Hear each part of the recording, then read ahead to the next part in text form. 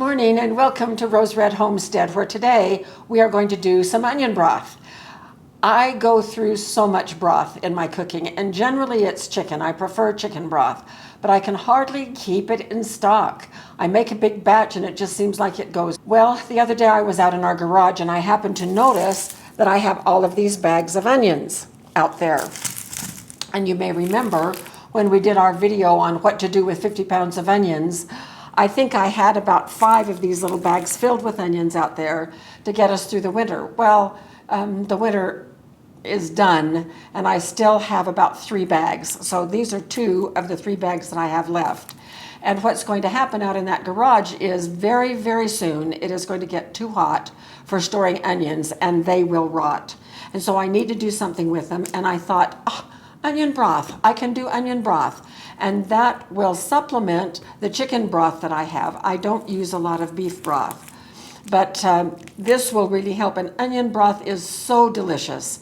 Now, the only tested recipe that I can find is not a tested recipe for onion broth per se, but for vegetable broth, and it is Bernardin tested recipe. Bernardin is out of Canada. It is owned by Ball, same company, same testing rigor. And so I feel perfectly okay with following that recipe in terms of the ingredients that I use.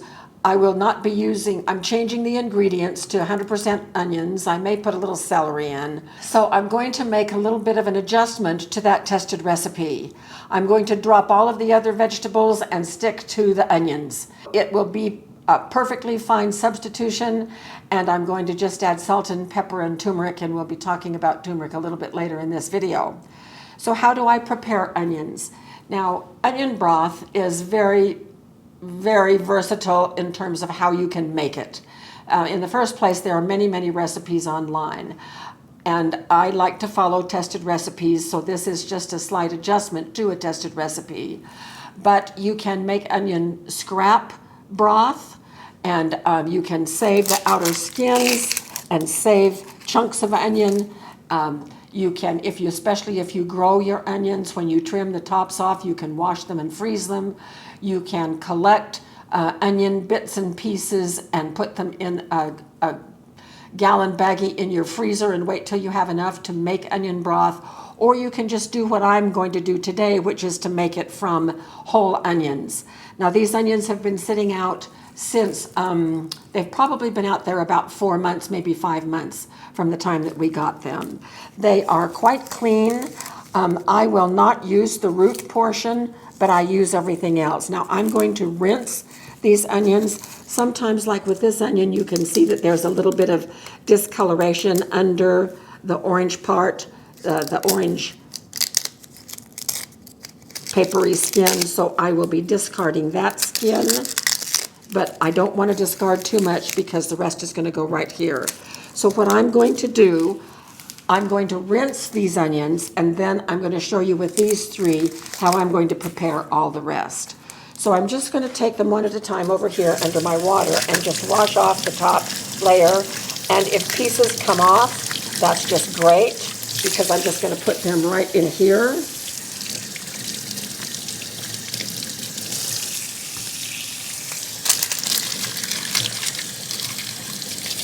These skins have both flavor and color that we want.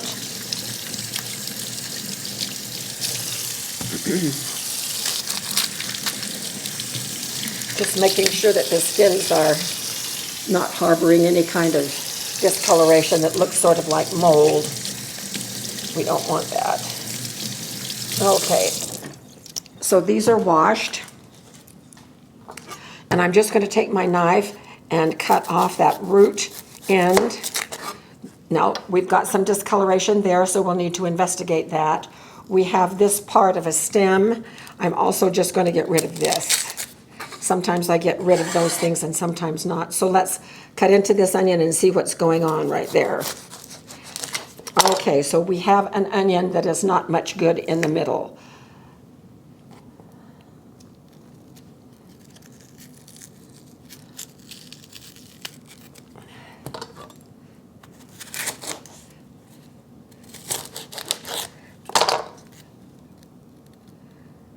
So if I take it off, I have a pretty clean piece right there that's going in. This goes in the garbage.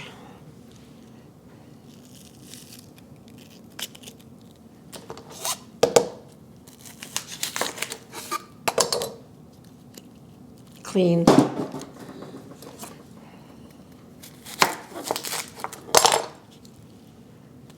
So I'm really glad that this happened to this first onion, so that it gives me a chance to show you how I handle those kinds of things. So I don't like, that one is a little bit slimy, so I'm going to peel off that layer. Now we're down to good clean onion.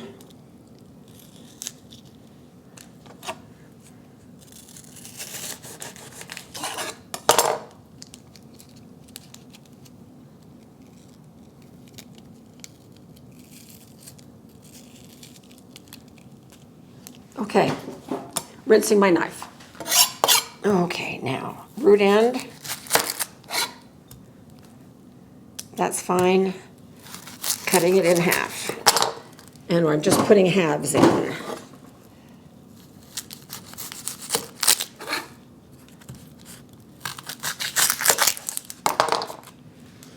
All right, now I'm going to continue with the rest of these onions, and we'll be back when everything is in this turkey roaster, and I'll show you what the next step is.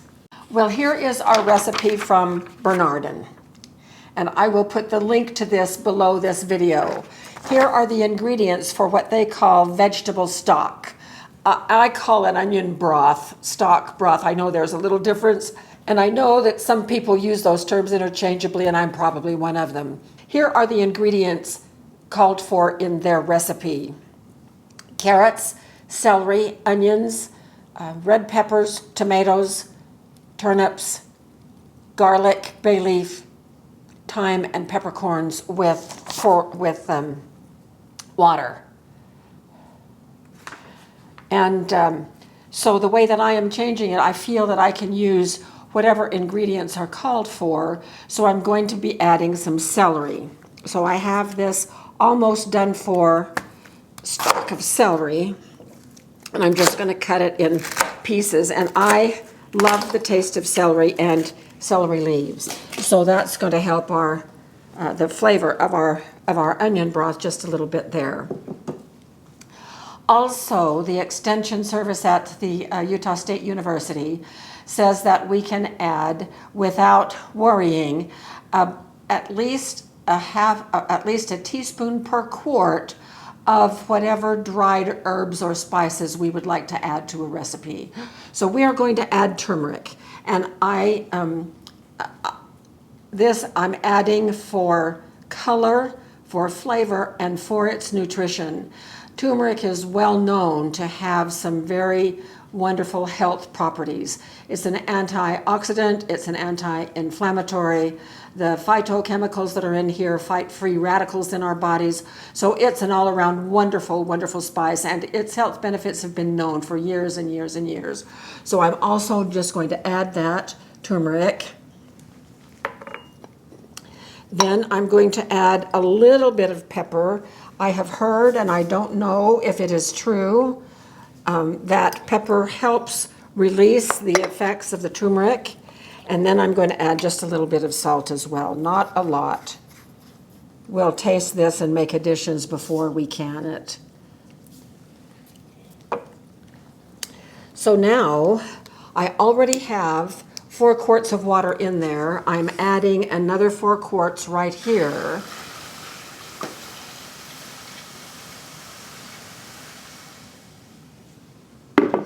So you can see the color of the turmeric right there, can't you?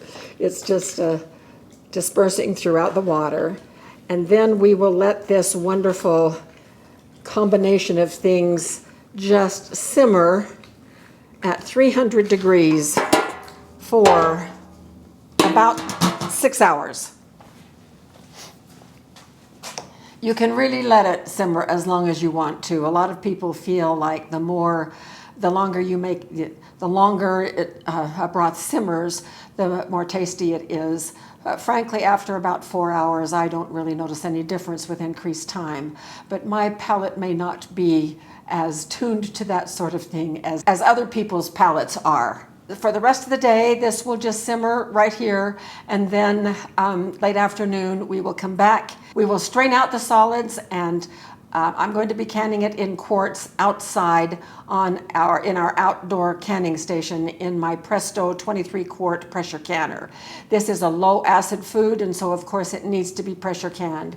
And I will be following the times suggested by the Bernardin recipe. So we will see you when we get to that point. We have had this going for 6 hours. I just turned it off about 5 minutes ago. Come take a look.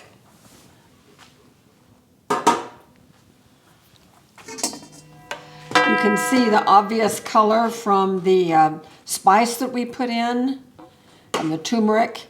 It has colored the onions, colored the broth a little bit, although even without turmeric, onion broth is generally this color. So we're going to just lift all of these solids out now. And while I do this, I'm just going to tell you a couple of things. First of all, we have taste tested this, and it needed some adjustment. There was just a little bit of a bitter taste, and sometimes onions can be a little bit bitter. It's not the turmeric. And so to counteract that bitterness, you can add, a pinch or two of sugar to kind of knock the bitterness out. You can also use a variety of onions. So I used all yellow onions, that is what I had, but using a variety of onions changes the taste a little bit and doesn't make it quite so bitter. And it wasn't very bitter, so I just put a little tiny bit of sugar in.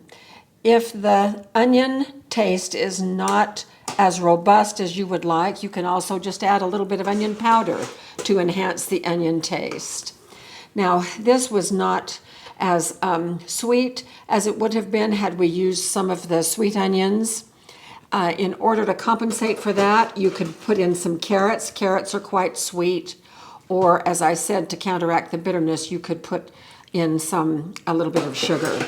So in any case, we have some beautiful broth right here. One of the things that I do to test to see if the onions have given up all of their flavor is, at this point in time, I taste the onions. If the onions hardly have an onion taste, if they're just really bland, then that pretty much means that we are ready to go. And we are. So I'm thinking we're going to have 4 to 5 quarts of broth. And I just want to get the rest of this strained out, so we'll come back when we're ready to put it in the jars. According to Bernardin, we fill these jars up to 1 inch from the top so we can have some headspace. This beautiful broth. And I'm using a strainer inside the funnel to trap any lingering solids if there are any.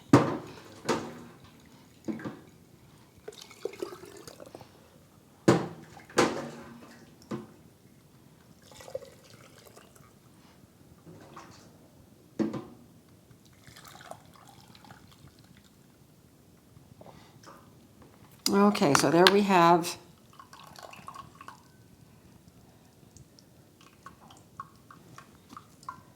a little too full. I'll have to come in and take some of that out.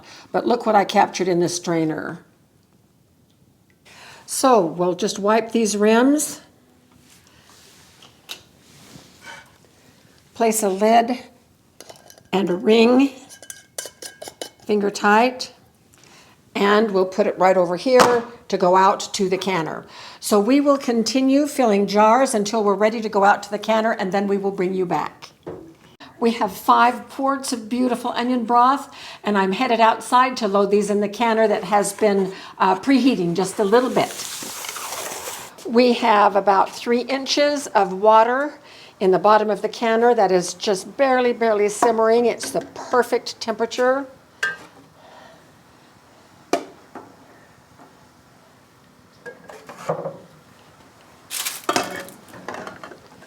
So Jim will get a close-up of how they look in the canner.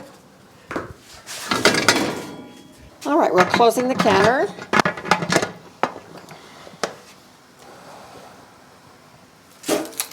This is a dial canner. Here's the weight that will go right here once we have vented the canner for 10 minutes. There is right now air inside the canner. We don't want the air in there. It has to be steam in order to get the temperature up to at least 240 degrees. And so we do that under pressure. And so we do that only with steam. And so we have to get all the air out. So we bring the water to a boil. The pot fills with steam. The steam is forced out here. We let it vent for 10 minutes. And then we will put the weight on. And then this needle will start to climb. At our elevation, we need to hold it between 13 and 15 psi. So if you are at sea level up to 1,000 feet in elevation, then you will do your processing at 10 psi, 10 pounds per square inch. If you are anything above 1,000 feet, you do it somewhere between 10 and 15, or you can just do it at 15 and it's fine. If you have only a weight gauge, then you would jump to 15 immediately. If you have a dial gauge, there are tables in any cookbook on canning that will show you exactly what your pressure should be at your elevation. So we'll come back when this is venting to show you, and then we'll put the weight on and get it started. The canner has been venting like this for 10 minutes. I hope you can see this stream of steam. I'm now going to put the weight over the top of it, and it will hold it in now, and this needle will start to rise. And once the needle gets up to 13, which is about right here, then we will start our timing. According to Bernardin, these need to process for 30 minutes. They are quartz, so we will process them for 30 minutes, turn the heat off, let the canner cool down on its own. We will bring you back when I'm pulling them out of the canner and taking them into the house. Canner is finished, pressure's down to 0, the airlock is down, and let's check here. We're good to go. So opening it away from my face.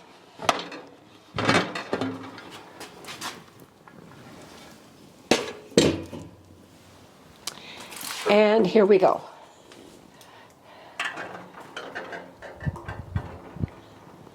Oh my goodness, beautiful, beautiful.